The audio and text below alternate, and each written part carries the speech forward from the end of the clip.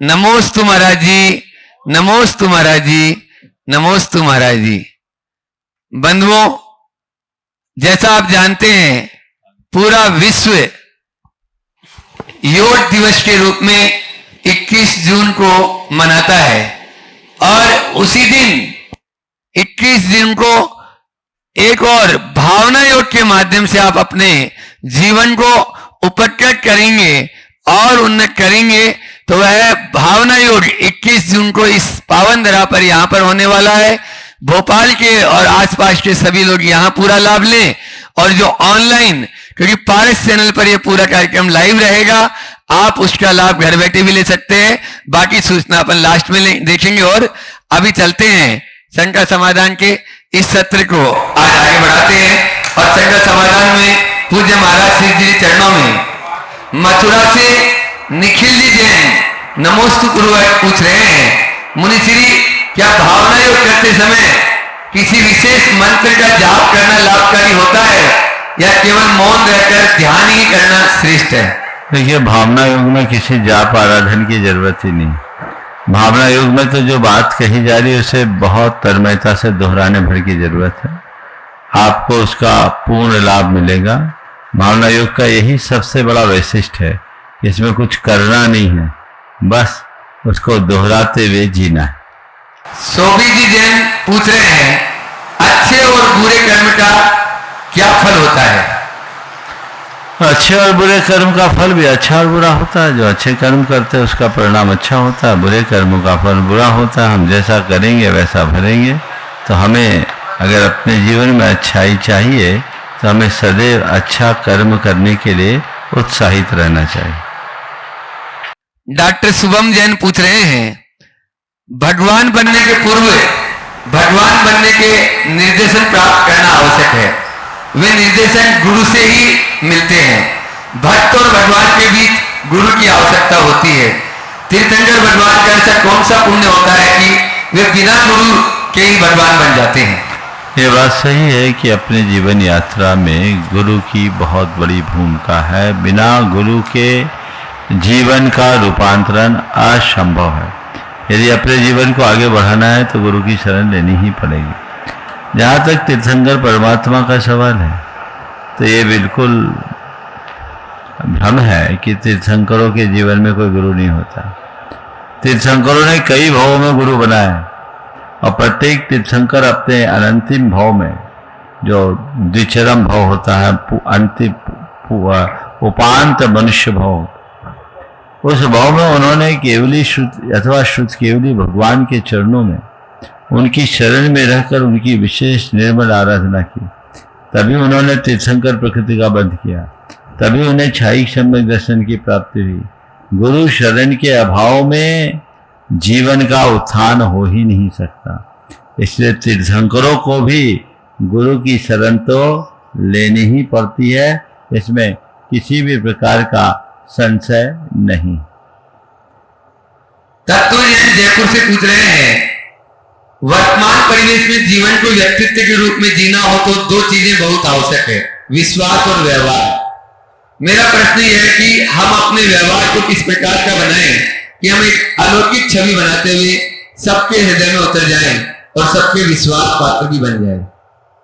हम अपना विश्वास कैसे बनाएं कि सबके व्यवहार कैसे बनाएं कि सबके हृदय में स्थान पाले और सबके विश्वास पात्र बन जाए। देखिए, व्यवहार में 4 बातें आनी चाहिए।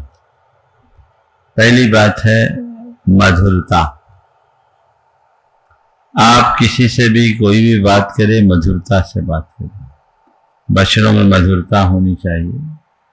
यदि मधुरता है तो आपका व्यवहार अपने आप सामने वाले पर प्रभाव छोड़ेगा। दूसरे क्रम में है विनम्रता। आपके व्यवहार में विनम्रता होनी चाहिए। अगर विनम्रता होगी तो आप हर किसी का दिल जीत पाएंगे।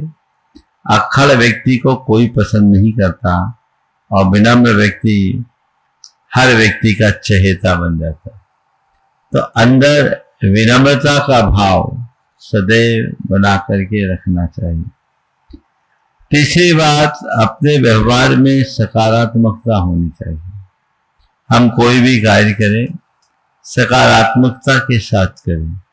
अगर हमारा व्यवहार नकारात्मक होगा तो हम खुद नकारे जाएंगे। हम खुद में सकारात्मक हों, औरों के साथ भी सकारात्मकता का व्यवहार रखें, तो ये हमारे जीवन के लिए एक अच्छा आधार बन सकता है। और चौथी बात, हमारे व्यवहार में सच्चाई होनी चाहिए।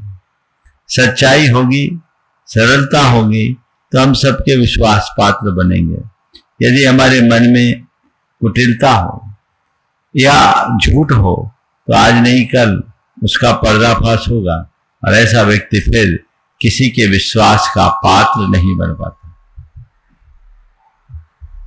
ऋषभ जी संग भाई देवगढ़ से पूछ रहे हैं, क्या मन पर नियंत्रण की साधना है? मन पर नियंत्रण की साधना है। सारी साधना ही मन के नियंत्रण की है। जिसने मन को जीत लिया उसने सबको जीत लिया। शास्त्रकार कहते हैं, जितम जगत की न मनो ही है न। जगत को किसने जीता? जिसने मन को जीता। मनो विजेता जगतो विजेता। जो मन को जीतता है वो जगत को जीत लेता है। तो हम अपने मन को पर विजय प्राप्त करें, मन पर नियंत्रण करें। हमारा सारा अभ्यास, हमारा सारा प्रयास अपने इसी मन के विजय के लिए है, जिसे हमें सतत तत्परता पूर्वक करते रहना चाहिए। लातूर महाराष्ट्र से अतुल रमेश जी जैन पूछ रहे हैं, सड़क पर जीवों की हिंसा से मन आकुलित हो जाता है, उस समय हमें क्या भावना चाहिए? ये स्वाभाविक है। अगर किसी संवेदनशील व्यक्ति के सामने किसी भी जीव की हिंसा या हत्या होती दिखेगी तो उसका मन आकुलित होगा। हमें उस समय अपनी संवेदना की अभिव्यक्ति करनी चाहिए। उस प्राणी की प्राण रक्षा का यथासंभव प्रयत्न करनी चाहिए। और यदि ये संभव नहीं है तो एक ऐसा संदेश लोगों तक देना चाहिए ताकि कोई भी प्राणी असमय में काल कवलित न हो, अकाल मृत्यु या हिंसा के शिकार न हो। एक जागरूकता का संदेश लोगों को जरूर देना चाहिए। उस समय उपेक्षा करके जाना कतई अच्छी बात नहीं है। हमें चीजों को समझते हुए आगे बढ़ना चाहिए और प्रसंग और परिस्थिति के अनुरूप अपने सारे कार्य संपन्न करना चाहिए। श्रीमती शिखा दिवाकर जी जैन भोपाल से पूछ रही हैं, इंट्रोवर्ट और एक्सट्रोवर्ट कौन बेहतर और कैसे, सांसारिक और आध्यात्मिक दृष्टिकोण में? इंट्रोवर्ट और एक्सट्रोवर्ट। देखिए, सीधी बात यह है कि दुनियादारी की बात करोगे तो बाहर आपको देखना है और अपने आप को सुधारना है तो भीतर देखना है। एक आध्यात्मिक व्यक्ति के लिए तो अंतर्मुखी होना ही जरूरी है। बहिर्मुखता हमें उलझाती है, लेकिन हाँ, कभी कभी अत्यधिक अंतर्मुखता हमें व्यवहार शून्य बना देती है। मैं आज के संदर्भ में इतना कहूंगा कि व्यक्ति को अंतर्मुखता रखनी चाहिए, लेकिन व्यवहार शून्य नहीं। उनके लिए एक सूत्र देना चाहता हूं, सब में रहो निज में रमो। सब में रहो और निज में रमो।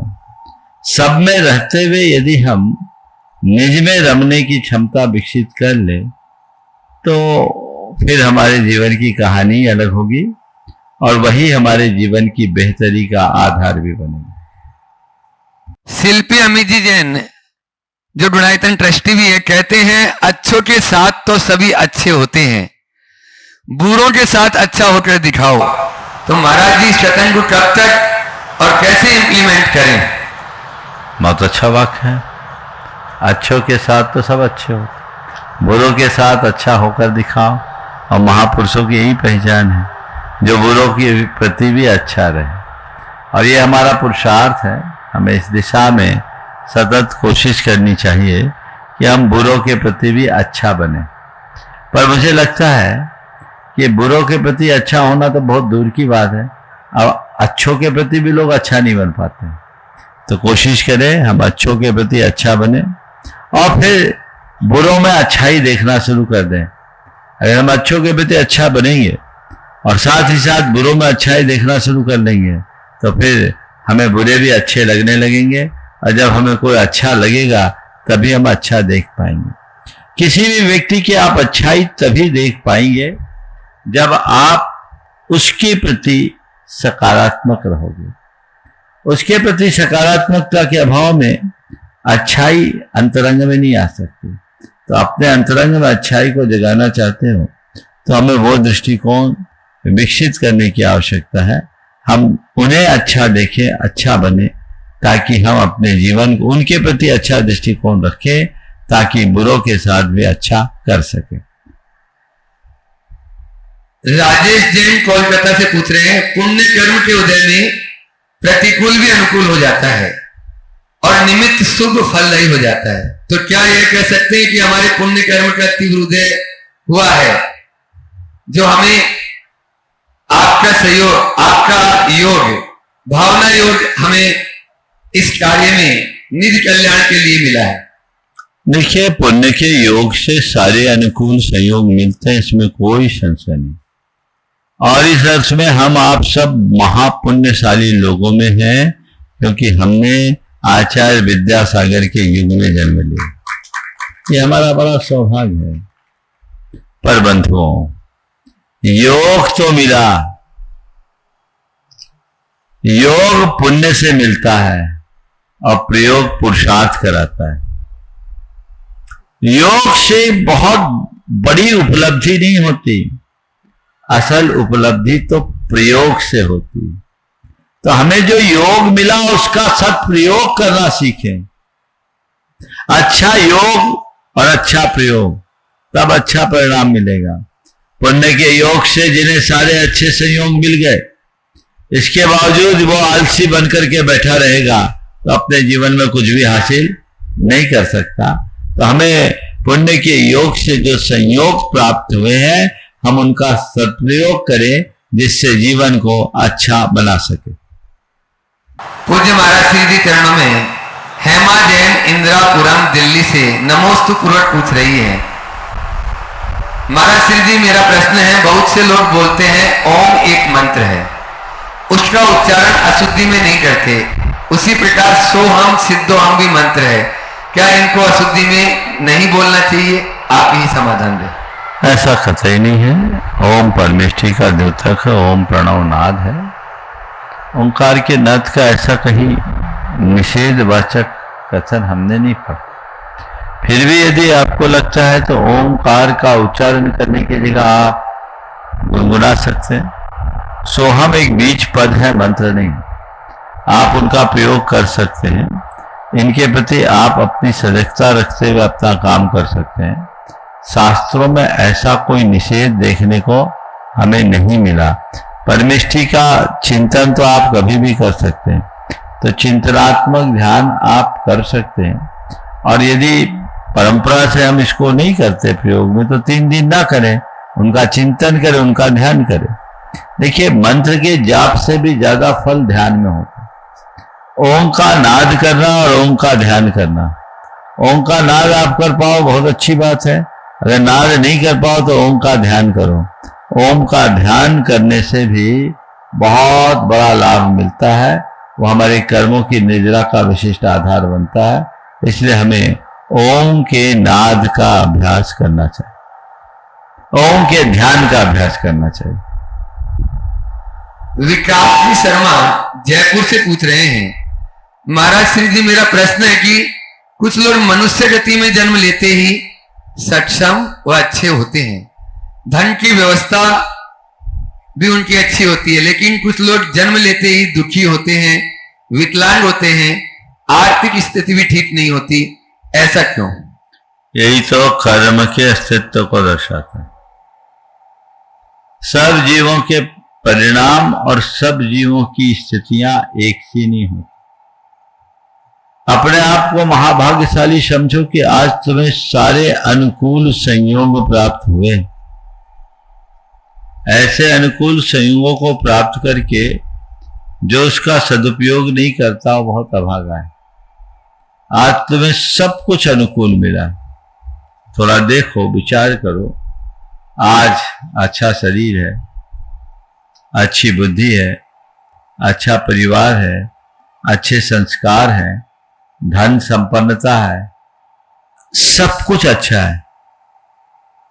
थोड़ा सोचो, समझ चलते कोई ऐसे व्यक्ति भी दिख जाए जो अनाथ हो, कोई ऐसे भी व्यक्ति दिख जाए जो विद्रूप हो, कोई ऐसा भी दिख जाए जो विकलांग हो, कोई ऐसा भी दिख जाए जो मूक और बधिर हो, कोई ऐसा भी दिख जाए जिसे एक वक्त दो वक्त खाने की भी व्यवस्था न हो, कोई ऐसा भी दिख जाए जो बीमार और लाचार हो।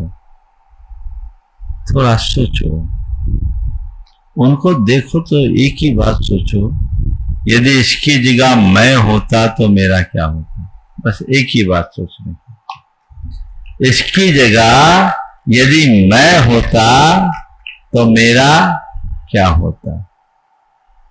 अपने पुण्य की सराहना करो कि आज मेरा परम पुण्योदय है कि मेरे लिए ये सारे अनुकूल सामग्री प्राप्त हो रही है।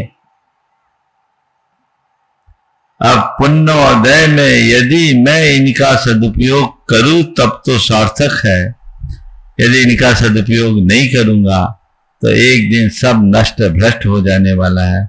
इसलिए जीवन में प्राप्त संयोगों का सदुपयोग करने का भाव रखो, उनका दुरुपयोग नहीं। पूज्य श्री चरणों में सुधा जी पाटनी जो अभी शिविर में भी आई थी, उनका एक प्रश्न है। नमोस्तु पूर्वक पूछ रही है, आप प्रति समय अखंड रूप से चार्ज रहते हैं, जिसका परिणाम आपकी ब्रेन की फैक्ट्री है, निरंतर एक्टिव रहती है, वह कैसे, कृपया समाधान कीजिए। देखिए भाई, मुझे नहीं लगता, मुझे समझ में नहीं था। आप लोग कहते चार्ज है, आप कहाँ डिस्चार्ज हैं? आप लोग भी तो चार्ज हो। बस अंतर क्या है, जो व्यक्ति अपने प्रयोजन तक जुड़ा रहता है उसका काम दिखता है, और जो बिना प्रयोजन की बातों में उलझा रहता है उसका कुछ भी नजर नहीं आता। आप लोगों से मैं ये कहना चाहूंगा, अपने चित्त को विखंडित होने से बचाएं, इधर उधर की बातों में उलझने की जगह प्रयोजन से प्रयोजन रखे। आप लोगों का समय और शक्ति व्यर्थ होती, उसके मूल्य को समझिए, उसके महत्व को समझिए और उसे व्यर्थ होने से बचाइए, बचिए, व्यर्थ मत होने दीजिए। आप अगर उस पर ध्यान देंगे तो बहुत बेहतर परिणाम प्राप्त कर सकेंगे। एक बात। दूसरी बात, आपने कहा कि आप हर समय चार्ज क्यों रखते हो? क्योंकि मैं ऐसी बातों को अपने मन में कभी हावी नहीं होने देता जो हमें परेशान करे। आप लोगों से मैं कहता हूं, अपने जीवन को हमेशा तरोताज बनाए रखना चाहते हो, सदाबहार प्रसन्न रहना चाहते हो, तो एक काम करो, काम की बातों को पकड़ना और बिना काम की बातों को बाईपास करने की कला सीख लो।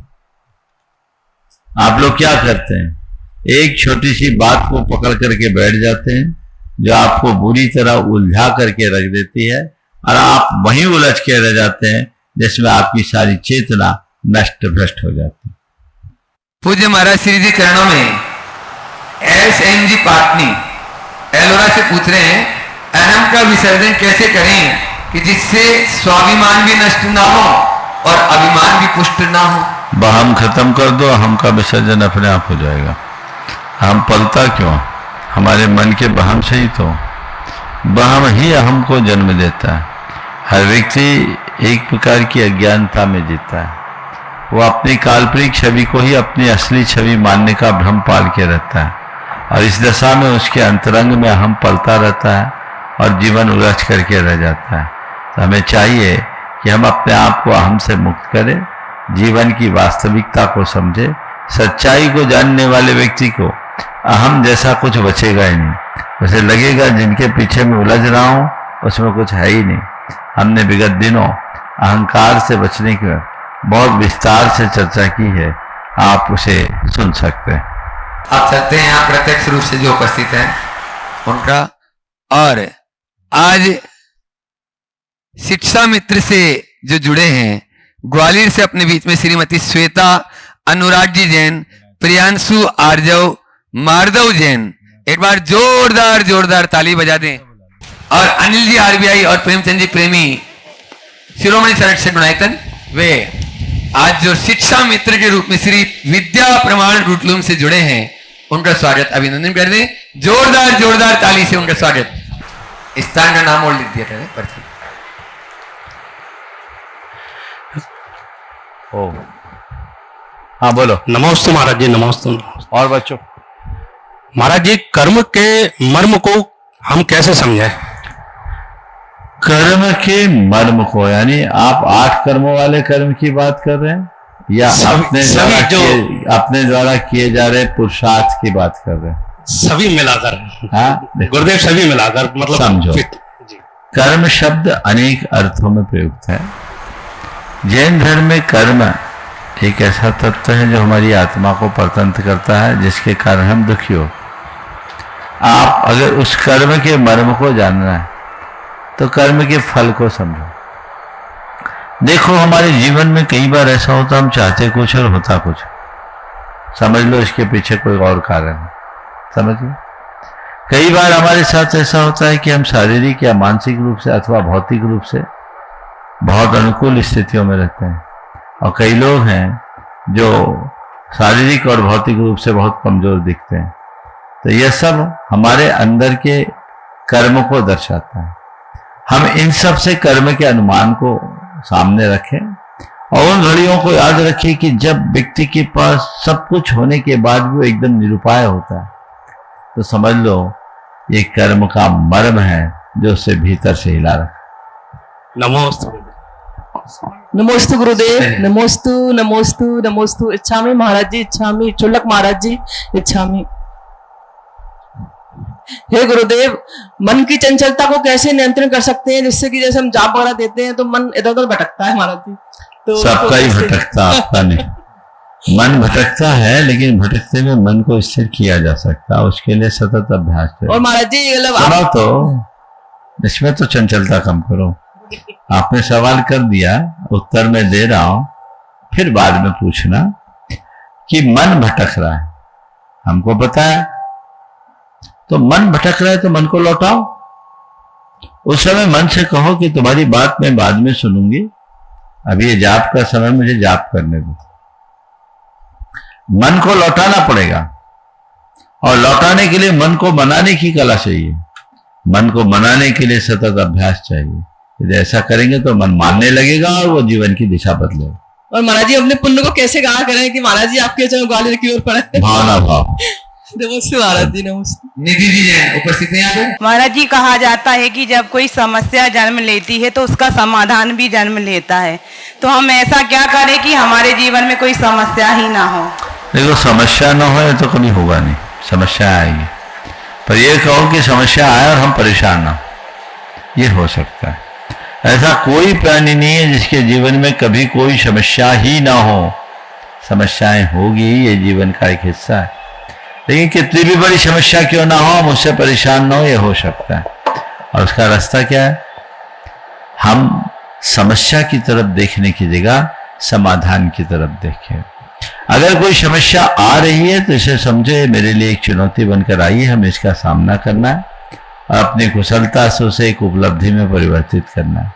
सोच सकारात्मक हो, मन में आत्मविश्वास हो, कर्म सिद्धांत पर भरोसा हो और धैर्य हो, तो व्यक्ति हर समस्या का बहुत अच्छे से निवारण कर सकता है। अमृता जी, नितिन जी जैन, अवधपुरी। महाराष्ट्र के पावन चरणों में त्रैवार नमोस्तु है, नमोस्तु नमोस्तु।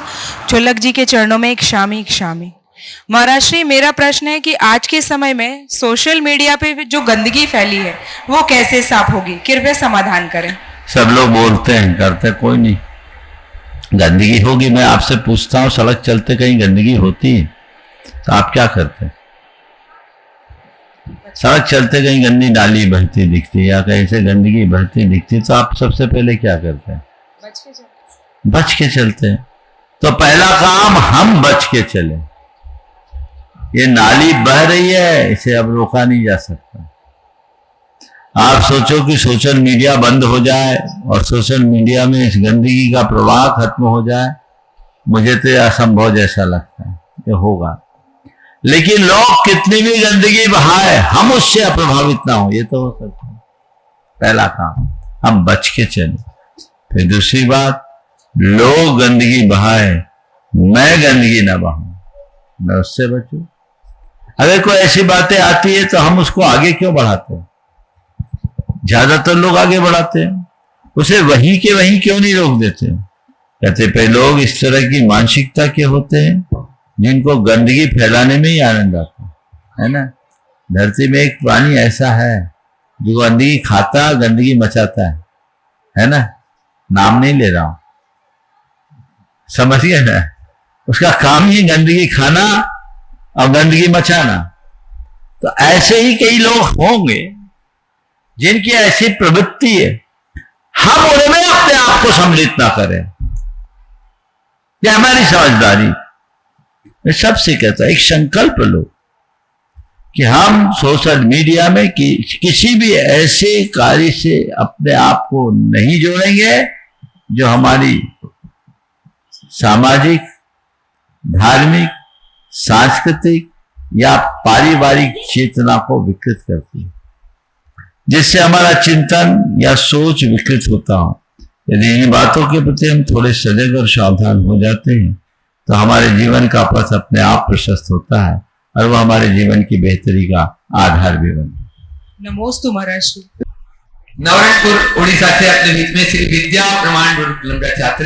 नमस्ते महाराज जी, मेरा प्रश्न यह था कि आत्मा के 47 गुण होते हैं और उसमें से पहले के जो 2 गुण होते हैं, जीवत्व और चिति, दोनों का काम एक जैसा ही लगता है। जीवत्व जीव में जीव का काम रखता है और चिति जड़ नहीं होने देता, तो इसमें डिफरेंस क्या है? एक बार इस बच्चे के लिए जोरदार करते हो। पहले तो ये बता, पढ़ा कहाँ तुमने इसको? बुक में। कौन सी बुक में? अध्यात्म पाठ मंजूषा करके नाम था। ठीक है, अध्यात्म पाठ मंजूषा। कौन थे इसके लेखक? वो नहीं पढ़ा। ठीक है, तो देखो, कभी भी पुस्तक पढ़ो ना तो पहले देखो उसका लेखक कौन है ना। आत्मा की शक्तियां हैं 47 शक्तियां, जो मूलतः प्रवचन सार में, और प्रवचन सार के अंत में 47 शक्तियों का उल्लेख आचार्य अमृतचंद जी महाराज ने किया। तुम्हारे जैसे बच्चे इतने कम उम्र में इन शक्तियों के बारे में चर्चा कर रहा है, इसे सुनकर मन बड़ा हर्षित हो रहा है। लेकिन इन सब में भ्रम भी बहुत है, समझ गए? इसलिए पहले अपने कोर्स को कंप्लीट करना, समझ गए? स्टेप बाय स्टेप चलोगे तो कभी भी नहीं उलझोगे, और यदि सीधे साधे इधर से उधर करोगे तो उलझ करके रह जाओगे, समझ गए? तो हमारा अपना ज्ञान क्रमिक होना चाहिए।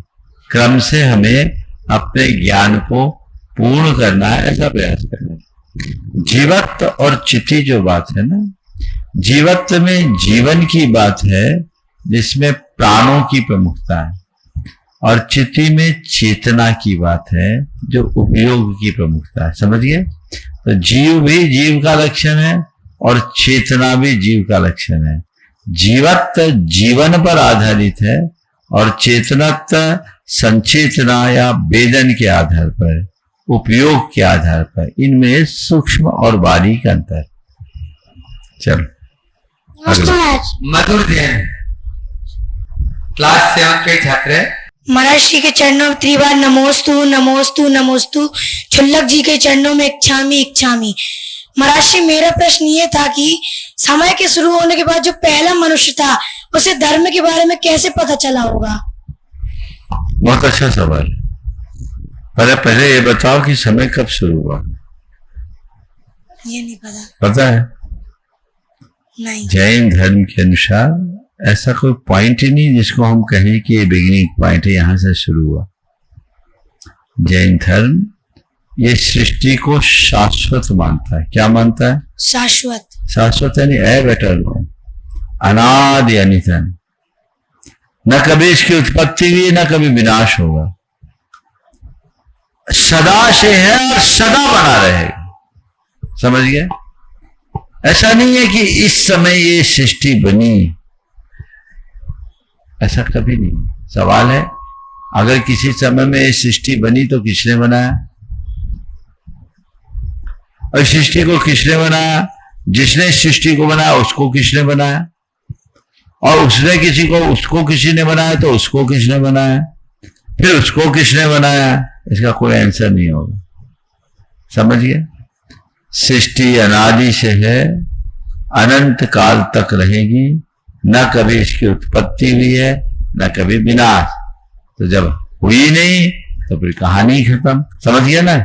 इसलिए सृष्टि शाश्वत है, न इसका आदि है न अंत है, ऐसी विचारधारा बना लो। नमोस्तु महर्षि। मनीषा लोकेश जी जैन, सौम्या आई भोपाल। नमोस्तु महाश्री, नमोस्तु महाश्री। महाराज जी, मेरी शंका है कि सामायिक करने में और माला फेरने में क्या अंतर है? सामायिक करने में और माला फेरने में क्या अंतर है? माला फेरते समय सामायिक हो सकती है, पर सामायिक करते समय माला फेरे कोई जरूरी नहीं। सामायिक क्या है?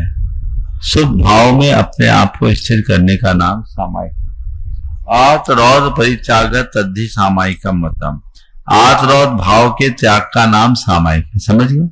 तो मन को किसी शुभ विचार में टिकाए रखना सामायिक। माला फेरना भी उसका ही एक अंग है। जब हम भगवान की आराधना में अपना मन लगाते हैं तो वह हमारी सामायिक होती है, जो माला के माध्यम से भी हो सकती है। नमोस्तु महाश्री, नमोस्तु महाश्री। अतिशय जैन, सीए फाउंडेशन, श्री विद्या प्रमाण गुरुकुलम की छात्र। दो मुनि जी के चरणों में नमोस्तु नमोस्तु नमोस्तु, चुलक जी के चरणों में एक शामी। महाराज जी, मेरा प्रश्न ये है कि किसी भी लक्ष्य की प्राप्ति के लिए मोटिवेशन बहुत ही जरूरी होता है, और मोटिवेशन दो प्रकार का होता है। एक टेम्परेरी होता है, जैसे भी किसी भी वीडियो को देखकर या किसी भी क्लिप को देखकर जो हमें आ जाता है, और दूसरा होता है परमानेंट, जो कि अंदर मन से आता है। तो अतः मेरा प्रश्न ये है कि मन अंदर से मोटिवेशन कैसे हो? बहुत अच्छी बात है। देखिए, एक मोटिवेशन है जो दूसरों की प्रेरणा से हो, और एक मोटिवेशन स्व की प्रेरणा से, जिसको सेल्फ मोटिवेशन कहते हैं। दूसरों की प्रेरणा से होने वाला मोटिवेशन अल्पकालिक होता है, लेकिन खुद के प्रेरणा से, भावना से होने वाला मोटिवेशन स्थायी होता है, जो हमारे पूरे जीवन को बदल देता है। वो कब होगा? जब हम अंदर से जागते हैं। हम अपने अंदर से जागे, चीजें हमारे लिए समझ में आ जाती है, तो हम फिर उत्साहित होते हैं। तो मनुष्य को अपने लक्ष्य को सामने रखना चाहिए, लक्ष्य की प्राप्ति के लिए संकल्पित होना चाहिए, और उसके लिए सदैव समर्पित रहना चाहिए, और एक धुन जगाना चाहिए कि मुझे अपने लक्ष्य को पूर्ण करके ही दम लेना। उसके प्रति रुचि जगानी चाहिए। जिस क्षेत्र में हमारी प्रगाढ़ रुचि होती है, उसके लिए हमें किसी से मोटिवेशन की जरूरत नहीं होती, और जिसमें हमारी रुचि कम होती है, उसके लिए हमें दूसरों से बार बार प्रेरणा की आवश्यकता हो। तो हम रुचि पूर्वक अपना काम करें, जिससे अपने जीवन को अच्छा बना सके, और हमें किसी से कुछ कहने की आवश्यकता न। नमोस्तु महर्षि, नमोस्तु महर्षि। सुबोधि जैन, संगीता जी जैन, नगर निगम सपत्नी। महाराज जी के चरणों में त्रिवार नमोस्तु, छुल्लक जी के चरणों में इच्छामी। महाराज जी, शंका ये है कि जो भगवान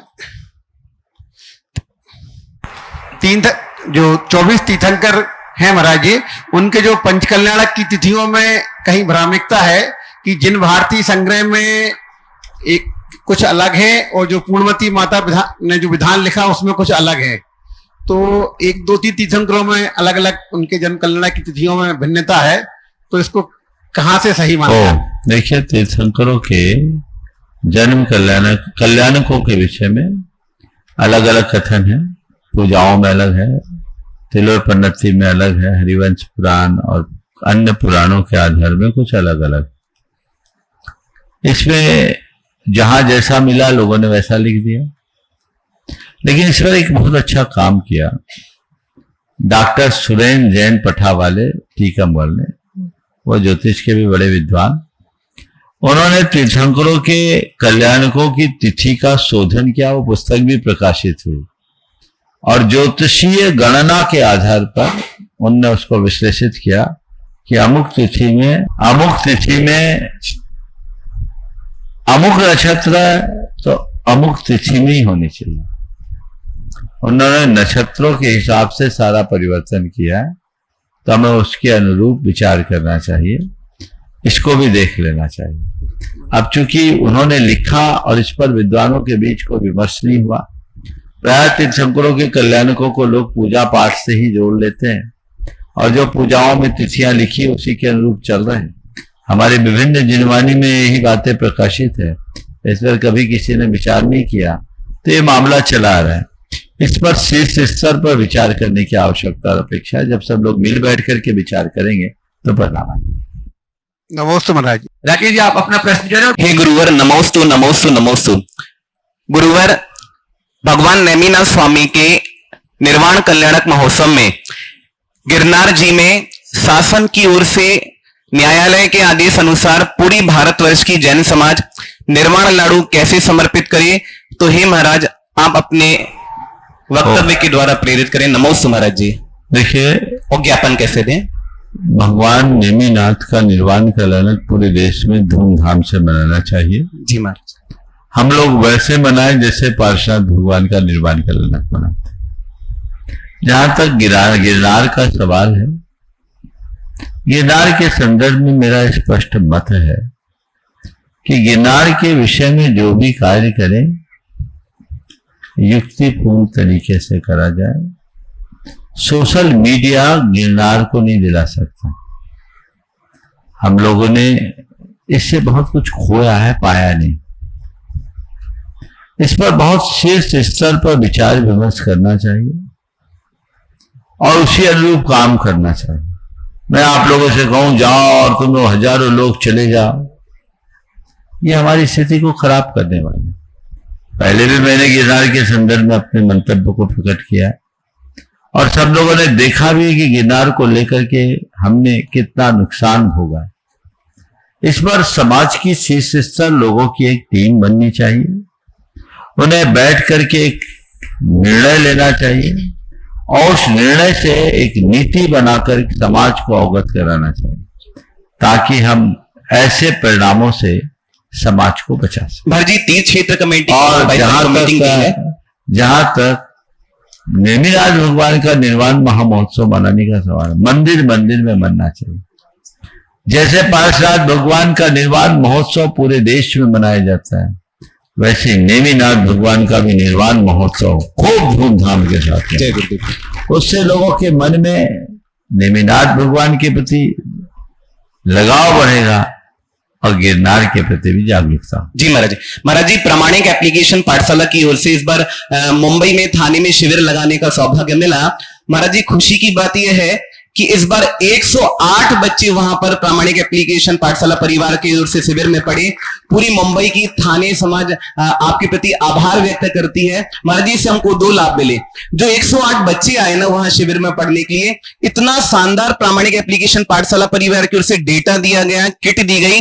वो बच्चे पढ़ करके प्रतिदिन अलग अलग राइड को किया करते थे सिद्धों की, तो बहुत खुशी मिली। और जितने उनके पेरेंट्स आए महाराज जी, तो वो भी लगभग 100 पेरेंट्स थे जो हमारी कक्षा में भी बैठे। तो महाराज जी, ऐसे ही मुंबई में, थाने में और भी जगहों पे शिविर आपके माध्यम से लगता रहे। आशीर्वाद की भावना रखते हैं महाराज। बहुत बहुत आशीर्वाद। नमोस्तु महाराज जी। दैवोदय महासंघ के अध्यक्ष और गुणायतन के शिरोमणि संरक्षक और आनंद गुरु भट्ट थे। जहां देखो आप इनको जानते हैं, सब कोई परिचय के मोहताज नहीं। और इनके साथ में श्री विद्या प्रमाण गुरुकुलम की पूरी टीम वे आ जाएंगी। और आज प्रेमचंद जी प्रेमी एक प्रश्न गुरु चरणों में अपना करेंगे। उसके बाद में गुड़गांव से अपने बीच में शशि जी यहाँ पर उपस्थित है, वे अपना प्रश्न। गुरुदेव जीवदेवा पुरस्कार, आचार्य श्री विद्यासागर जी जीवदेवा पुरस्कार का कार्यक्रम परसों 20 तारीख को निश्चित हुआ है। इस बार 5 बार तिथि बढ़ने के बाद इस बार पक्का हो गया कि ये कार्यक्रम होगा और आज ही इसकी स्वीकृति मिली है मध्य प्रदेश गौ संवर्धन बोर्ड से।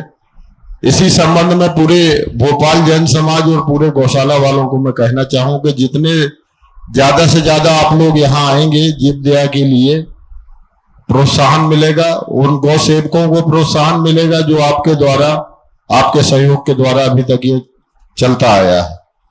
और गुरुदेव एक बड़ा काम होने जा रहा है कि 20 रुपए से जो 40 रुपए मध्य प्रदेश सरकार ने पिछले वर्ष घोषित किया था, वो उसकी मंजूरी हो गई, कैबिनेट से प्रस्ताव पारित हो गया और वो भी 20 तारीख को पूरे पैसे गौशाला वालों के खाते में जाएंगे। तो ये एक बड़ा काम होने जा रहा है। इसी संबंध में गुरुजी जीव दया हम लोगों को किस हिसाब से करना चाहिए, यही प्रश्न है। देखिए, पहले तो मैं कहूंगा, घोषणा कर दूं, ये आप सबके लिए बहुत हर्ष का या एक अच्छी खबर है कि इस बार जीव दया पुरस्कार का प्रथम पुरस्कार देवोदय महासंघ के अध्यक्ष प्रेमचंद प्रेमी को मिलने जा रहा है मध्य प्रदेश शासन के द्वारा। और आज हाँ अभी करेंगे, उनका सम्मान होने के बाद करेंगे, अभी नहीं करेंगे, हो जाने तो वहां से आने के बाद। लेकिन एक बार करतल ध्वनि तो आप सब लोग कर ही दीजिए, क्योंकि इनने अपना पूरा जीवन जीव दया के लिए समर्पित किया है। मैंने देखा है, आज भी ये कर रहे हैं। मैं पूरे प्रेमचंद जी के माध्यम से पूरे देवोदय महासंघ के और जीव दया से जुड़े सभी कार्यकर्ताओं को आशीर्वाद देता हूं कि वे इसी तरह उत्साहित बने रहे। मध्य प्रदेश शासन ने जो ये निर्णय लिया और उसका क्रियान्वयन किया, मैं उसके लिए भी पूरे सरकार और सरकार के प्रमुख मुख्यमंत्री माननीय डॉक्टर मोहन जी यादव को भी बहुत बहुत आशीर्वाद देता हूं कि वे अपने इसी संवेदनशील मानसिकता का उदाहरण इसी भांति प्रस्तुत करते रहे। आपने कहा हम जीव दया किस तरह से करें, बस मैं यही कहता हूं, अंदर संवेदना दिख जाए तो कहने की जरूरत नहीं कि हमें जीव दया कैसे करना है, पर हर व्यक्ति को तन से, मन से अथवा धन से जीव दया के लिए सतत उत्प्रेरित रहना चाहिए। समय कार्यक्रम का सीएम हाउस में निश्चित हुआ। सीएम हाउस में 1 बजे से 4 बजे तक का कार्यक्रम, बहुत सुंदर, सब लोग ध्यान रखें। बहुत बढ़िया। 20 तारीख को। हाँ, एक बार ताली बजा दीजिए प्रेमचंद जी प्रेमी के लिए। और बंधुओं, आने वाला 21 तारीख अंतर्राष्ट्रीय योग दिवस, विश्व योग दिवस के रूप में पूरे विश्व में मनाया जाना है। आप सब उसके लिए मानसिक रूप से तैयार रहें। सब लोग विभिन्न प्रकार की योग की पद्धतियों से अपने अपने यहाँ योग करेंगे। मैं चाहूंगा कि यहाँ पर भी भावना योग का कार्यक्रम है प्रातः 6:30 बजे से। आप सब लोग तो यहाँ आएंगे, उसमें कोई संशय नहीं। पिछले वर्ष भी बहुत ही बृहद पैमाने पर यह आयोजन हुआ था, लेकिन इस बार मौसम को देखते हुए और पिछले बार के अनुभव को ध्यान में रखते हुए हमने यहीं पर सुनिश्चित किया है।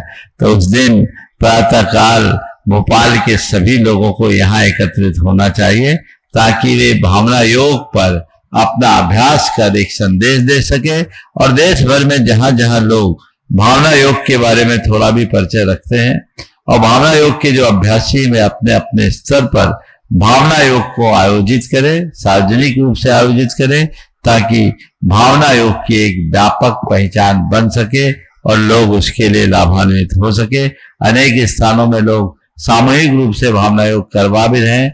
मेरे पास अजमेर और पूना की सूचना तो आधिकारिक रूप से आई है कि वे लोग व्यापक रूप में सामूहिक भावना योग का संपन्न करने जा रहे हैं। अन्य स्थानों में भी अगर आप लोग ऐसा कराएं तो ये समाज में एक अच्छा संदेश देगा। मेरा सभी को बहुत बहुत आशीर्वाद।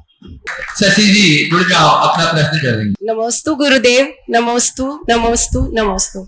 इच्छामी महाराज जी। महाराज जी, मेरा प्रश्न है कि जब पुण्य का योग होता है तो हमें बहुत सारी उपलब्धियां प्राप्त होती हैं, तो उसमें हमारा अहंकार भी बढ़ जाता है। तो हमें कैसे पता चले ये अहंकार को हम कैसे मतलब पुष्ट हो रहे हैं, या हम पुण्य का ही खाकर जो भोग रहे हैं? देखिए, पुण्य बहुत खतरनाक है। पुण्य के फल के 2 साइड इफेक्ट, एक है अभिमान और दूसरा है आसक्ति। अभिमान और आसक्ति दोनों हमारे पतन का कारण। तो जो भी पुण्य के उदय से प्राप्त उपलब्धियों में फूलते हैं, अभिमानी होते हैं, आसक्त बनते हैं और उनके इस अभिमान और आसक्ति के परिणाम स्वरूप उनकी चेतना का पतन हो जाता है। तो मेरा और दूसरा दिन पाप का उदय होता है, तो पाप के उदय से व्यक्ति के मन में दो दुर्बलता बढ़ती है, एक तो हीनता और दूसरी हताशा। ये भी उन्हें बहुत व्यापक रूप से परेशान करती है। हाँ जी। इस सब से बचने का उपाय यही है कि व्यक्ति आत्म स्वरूप को पहचाने और पुण्य और पाप की नश्वरता को विचारे। पुण्य हो अथवा पाप, ये दोनों नश्वर है, क्षणभंगुर है। आप लोग बोलते हैं पुण्य पाप फल माई, हरख बिलखो मत भाई, यह पुद्गल पर जाए उपज बिन से थिर नाही। इस उक्ति को बार बार दोहराते रहें तो हम पुण्य पाप के प्रकोप से अपने आप को बचा सकते हैं। पुण्य की क्रियाओं को अपना धर्म मान करके स्वीकार करो, पर पुण्य के फल को अपना स्वभाव मत मानो। पुण्य से प्राप्त उपलब्धियों को हे मानो और ये सोचो कि ये भी हमें उलझाने वाली है, तो हमारा जीवन प्रशस्त होगा। समय हो गया, यहीं पर विराम। बोलिए परम पूज्य आचार्य गुरुवर्य विद्यासागर।